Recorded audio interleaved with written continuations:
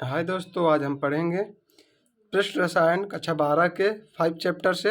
अगले इसके मैंने 1 चैप्टर, 2 चैप्टर, 3 चैप्टर और 4 चैप्टर दोस्तों करा दिया है। उसकी वीडियो आपको मेरे चैनल पर मिल जाएगी, आप वहां से मेरी वीडियो को देख सकते हैं। अब हम पढ़ा रहे हैं आपको 5 चैप्टर और उसके सभी इंपॉर्टेंट टॉपिक आपको कराएंगे और पढ़ाएंगे। दोस्तों मेरे जो भी चैप्टर पढ़ाता हूँ, उन चैप्टर में जो भी टॉपिक कराता हूँ, तो दोस्तों एग्ज़ाम को देखते हुए मैं उन्हीं टॉपिक को कराता हूं जो एग्ज़ाम की दृष्टि से इम्पोर्टेंट होते हैं। ना कि मुझे साल भर में जो पढ़ना होता है, हमें साल भर में अपने परीक्षा को एग्ज़ाम को देखते हुए पढ़ाई करते हैं हम लोग, तो हम उसी को देखते हुए आप सिलेबस पूरा कराएंगे दोस्तों। और इस वीडियो को लाइक सब्सक्राइब अवश्य करिएगा। हम चलते हैं वीडियो की तरफ, देखेंगे। विलयन है दोस्तों, पहले क्या है, विलयनों का वर्गीकरण। पृष्ठ रसायन है तो उसमें देखेंगे पहले हेडिंग विलयनों का वर्गीकरण। ठीक है, कहते हैं विसरण के आधार पर पदार्थों को कोलाइड तथा क्रिस्टलाभ में वर्गीकृत किया गया है। ठीक है, वर्गीकृत किया गया है। अर्धपारगम झिल्ली या चर्मपत्र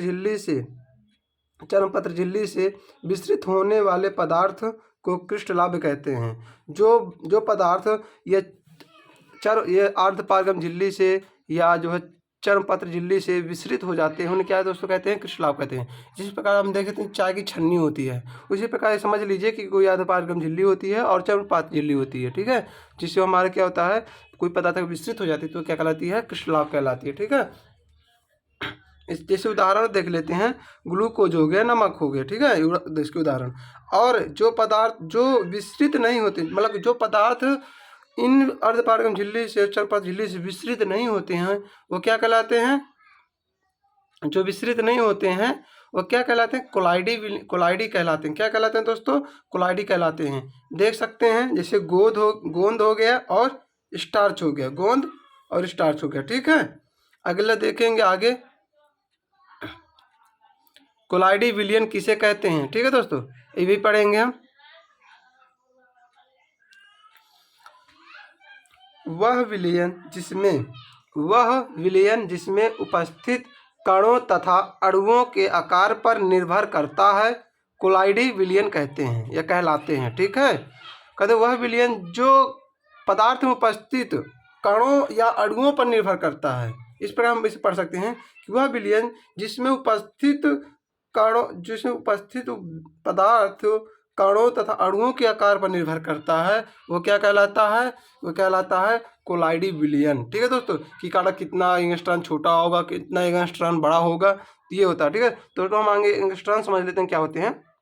विलयनों में पदार्थ के कणों का आकार 1 नैनोमीटर बराबर होता है। 1 नैनोमीटर को हम कह सकते हैं 10 एंगस्ट्रॉन। ठीक है, और 1000 नैनोमीटर को हम क्या कहते हैं, 1000 एंगस्ट्रॉन के मध्य होता है। ठीक है, इनका जो मापने की इकाई होती है। ठीक है दोस्तों, आगे इसका उदाहरण देख लेंगे हम। इसका उदाहरण होगा धनात्मक कोलाइड होता है, AlOH का होल थ्राइज हो गया, और Fe कोष्टक में OH का होल थ्राइज। ठीक है, नेक्स्ट देखेंगे हम कोलाइड। नेक्स्ट दोस्तों क्या है, कोलाइड विलयन के अनुप्रयोग। इसके अनुप्रयोग भी देखेंगे। तो क्या कह रहा है, अनुप्रयोग में क्या है कि साबुन की निर्मलन क्रिया होती है। ठीक है, और दूसरा क्या होता है, फिटकरी द्वारा गंदे पानी को साफ करने में इसका उपयोग भी किया जाता है। और कोलाइडी अवस्था में औषधि अधिक प्रभावी होती है, मतलब कोलाइड में मतलब गाढ़ापन में होता है, कोलाइडी अधिक प्रभावी होती है। ठीक है, अधिक जल्दी घुलती है। और चौथा नंबर क्या है, समुद्र तथा नदी के मिलन बिंदु पर डेल्टा का निर्माण होता है। कभी देखे होंगे दोस्तों, जहाँ समुद्र और नदी मिलती हैं तो वहाँ पर डेल्टा का निर्माण हो जाता है, बड़े बड़े डेल्टा का निर्माण होता है। ठीक है दोस्तों, तो उसे भी हम आगे पढ़ेंगे, इस चैप्टर में है, देखेंगे दोस्तों। नेक्स्ट देखते हैं कोलाइडी अवस्था। नेक्स्ट है कोलाइडी अवस्था। ठीक है, कोलाइडी अवस्था कोई पदार्थ नहीं होता है, लेकिन पदार्थ की अवस्था होती है। कोलाइडी क्या है दोस्तों, कोई पदार्थ तो नहीं है, लेकिन कोलाइडी जो है पदार्थ की अवस्था होती है जो कणों तथा अणुओं के आकार पर निर्भर करती है। पहले ही मैंने बता दिया था, कणों तथा अणुओं के आकार पर निर्भर करती है। ठीक है, अगला देखेंगे कोलाइडी के लक्षण। कोलाइडी के लक्षण क्या होते हैं। ठीक है, कोलाइडी के लक्षण देखेंगे। कोलाइडी निकाय विषमांगी होते हैं। कोलाइडी निकाय क्या होते हैं, विषमांगी होते हैं। इनमें 2 अवस्थाएं, परिचित प्रस्था एवं परिक्षेपण माध्यम उपस्थित होते हैं। कोलाइडल विलयन के लक्षण क्या होते हैं? विषमांगी तो होते ही हैं, प्लस ये जो क्या होते हैं, दो अवस्थाएं में होती हैं, परिक्षिप्त व्यवस्था होती हैं और प्रक्षेपण माध्यम भी होता है, मतलब ठोस व्यवस्था, ठोस या द्रव में हो जाती हैं। ठीक है, अब देखेंगे तीसरा नंबर, कोलाइड कणों का आकार। कोलाइड कणों का आकार जो है 10 एंगस्ट्रॉन से 100 एंगस्ट्रॉन के मध्य होता है। ठीक है, और नेक्स्ट देखेंगे, कोलाइडी विलयन फिल्टर पेपर से विस्तृत हो जाते हैं। दोस्तों कोलाइडी विलयन किससे विस्तृत होंगे? फिल्टर पेपर से, देखे होंगे फिल्टर पेपर, तो उससे विस्तृत हो जाते हैं, लेकिन चर्म पत्र या जंतु झिल्ली से विस्तृत नहीं होते हैं। ठीक है, नेक्स्ट देखेंगे अब हम क्या है, कोलाइडी तंत्र के प्रकार। अब देखेंगे कोलाइडी तंत्र के प्रकार।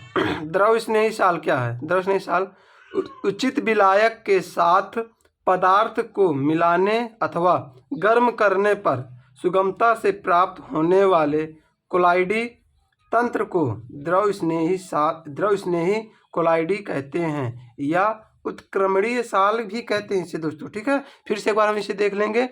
उचित विलायक के साथ पदार्थ को मिलाने अथवा गर्म करने पर सुगमता से प्राप्त होने वाले कोलाइडी तंत्र को द्रव स्नेही कोलाइड कहते हैं, ये उत्क्रमणीय साल होते हैं। ठीक है दोस्तों, इसका उदाहरण देख लेते हैं। जैसे हो गया जिलेटिन, स्टार्च, प्रोटीन, गोंद, रबड़, ये सब क्या हैं? ये द्रव स्नेही साल के उदाहरण हैं।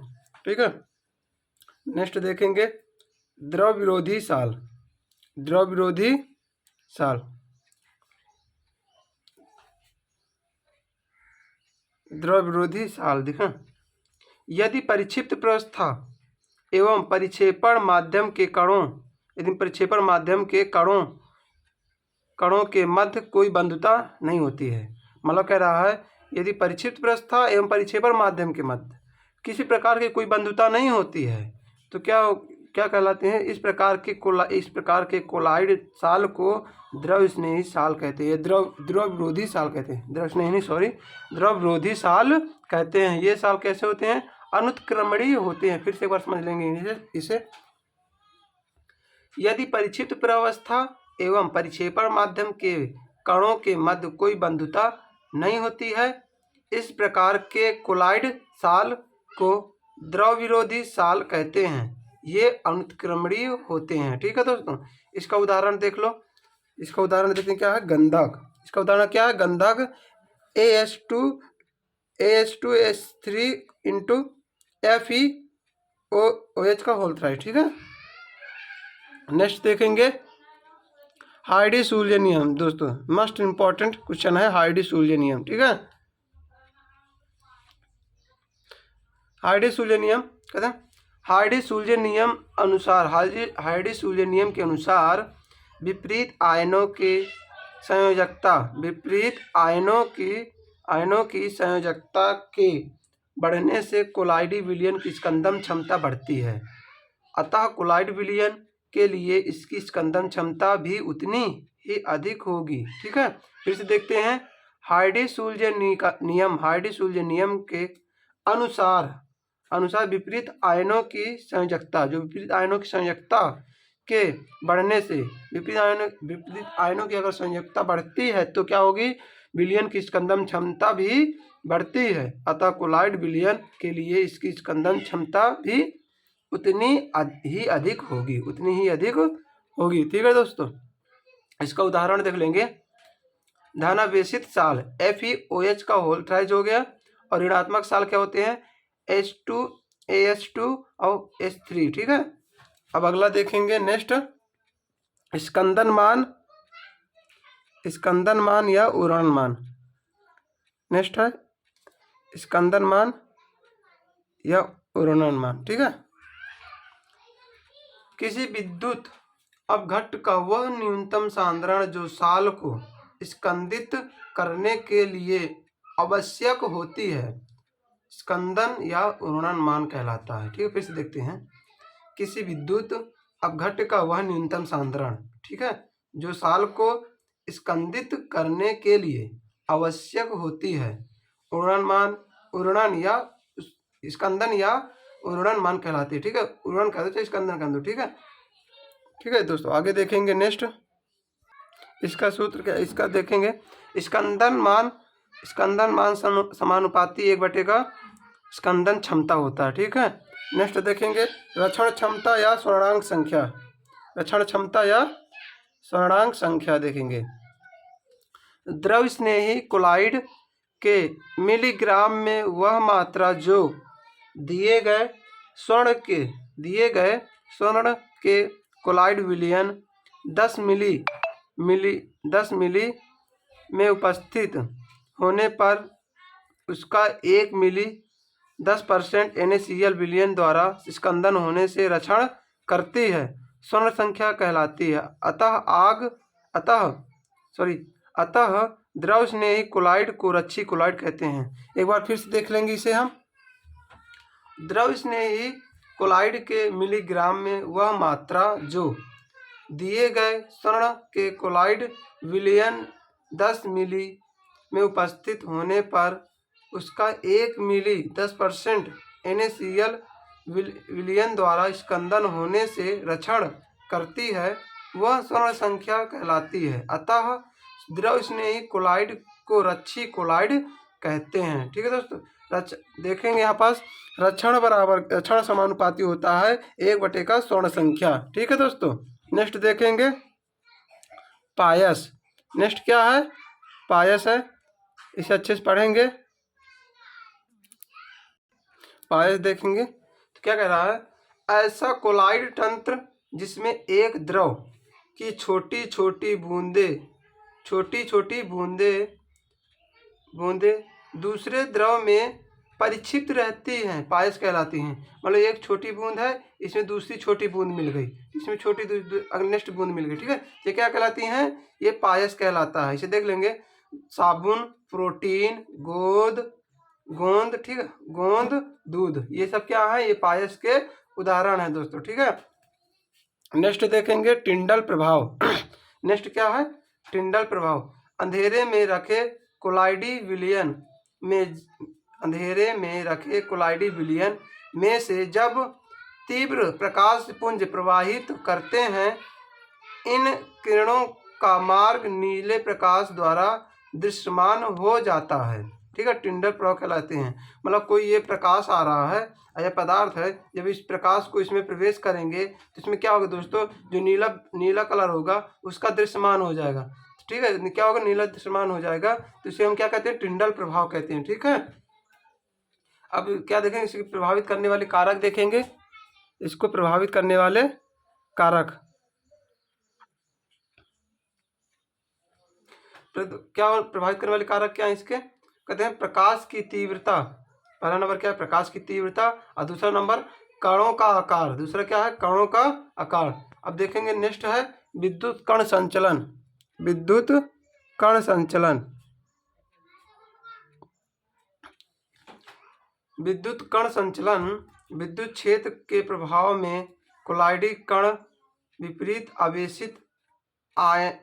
आवेशित वाले इलेक्ट्रोड की ओर गमन करते हैं। ठीक है, फिर से देखते हैं। विद्युत क्षेत्र के प्रभाव में कोलाइडी कण विपरीत आवेश वाले इलेक्ट्रोड की ओर गमन करते हैं।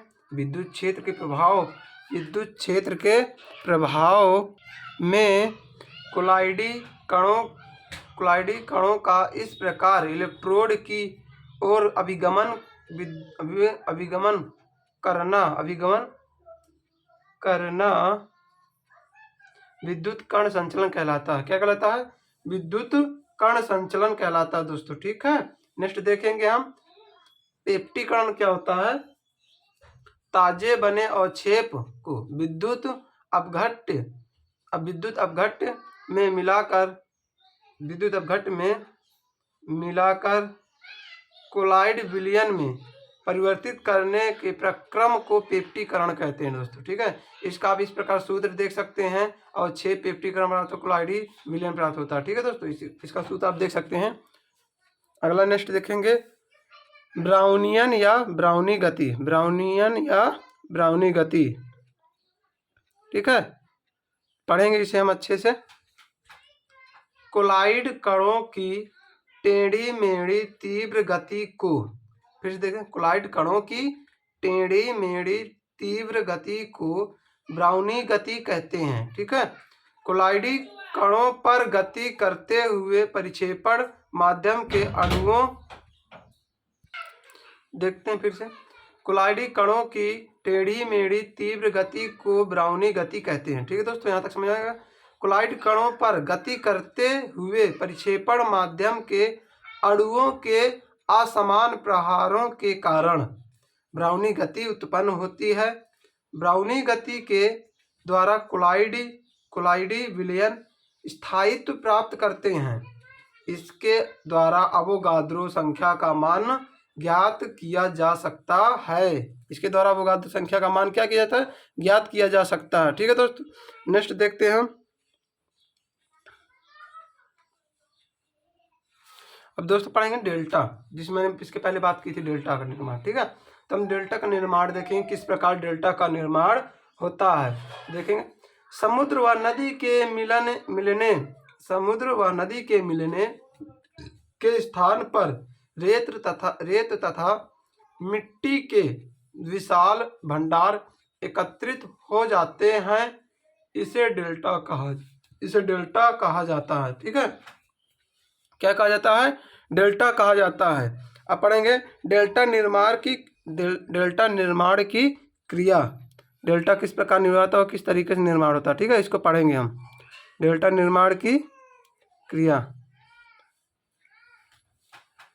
नदी के जल में मिट्टी तथा रेत के कोलाइडी कण रहते हैं। ओके, कोई बात नहीं, जो ऋणावेशित होते हैं। देखो कह रहा है कि जो नदी का जल होता है दोस्तों, वो क्या होता है, उसमें मिट्टी होती है और रेत के कण होते हैं। क्या होते हुए? कोलाइडी कण होते हैं। ठीक है, जो क्या होते हैं, एक प्रकार से ऋणावेशित होते हैं। और समुद्र के जल धनावेशित आयन, जैसे सोडियम हो गया, मैग्नीशियम हो गया, ठीक है, Ca हो गया, ये क्या होते हैं, कैल्शियम से जो है धनावेशित होते हैं। ठीक है, जब नदी का जल समुद्र के जल के संपर्क में संपर्क में आता है तो नदी के जल में उपस्थित मिट्टी तथा रेत के कणों का ऋणावेशित समुद्री जल के धनावेशित आयनों के द्वारा नष्ट हो जाता है। मतलब जो नदी का जल के ऋणावेशित कण हैं, वो समुद्र के वो धनावेशित कणों से आपस में टकरा कर क्या होते हैं, नष्ट हो जाते हैं। ठीक है, इस कारण इसका स्कंदन होता है, इसका स्कंदन हो जाता है। ठीक है, तब डेल्टा का निर्माण होता है। ठीक है दोस्तों, ये वाला खत्म हुआ। अब नेक्स्ट देखेंगे, अगला क्वेश्चन क्या है। अगला देखेंगे रच्छी कोलाइड। क्या है रच्छी कोलाइड, समझेंगे। किसी द्रव स्नेही का प्रयोग द्रव विरोधी कोलाइड विलयनों की स्कंदन से रक्षा करने के प्रक्रम को क्या कहते हैं? कोलाइडी विलयन रक्षण कहा जाता है। फिर से एक बार ट्राई करते हैं, देखते हैं इसे अच्छे से। किसी द्रव स्नेही का प्रयोग द्रव विरोधी कोलाइड विलयनों की स्कंदन से रक्षा करने के लिए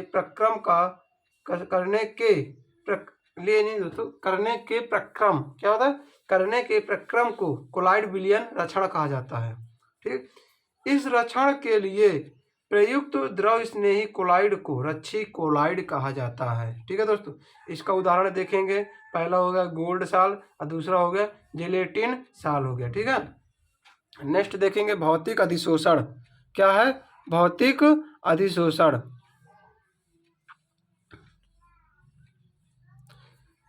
किसी ठोस की सतह पर जब गैस का अधिशोषण वंडर वाल्स बल के कारण होता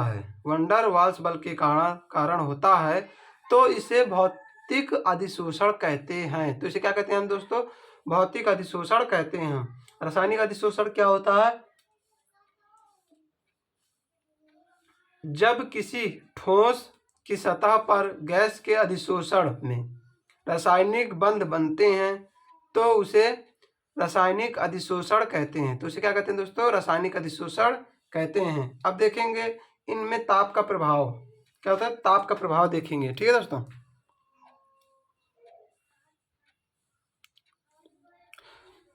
भौतिक अधिशोषण ताप बढ़ाने पर, भौतिक अधिशोषण पर ताप, भौतिक अधिशोषण पर यहाँ पर होगा दोस्तों, भौतिक अधिशोषण पर ताप बढ़ाने पर रासायनिक अधिशोषण में परिवर्तन हो जाता है।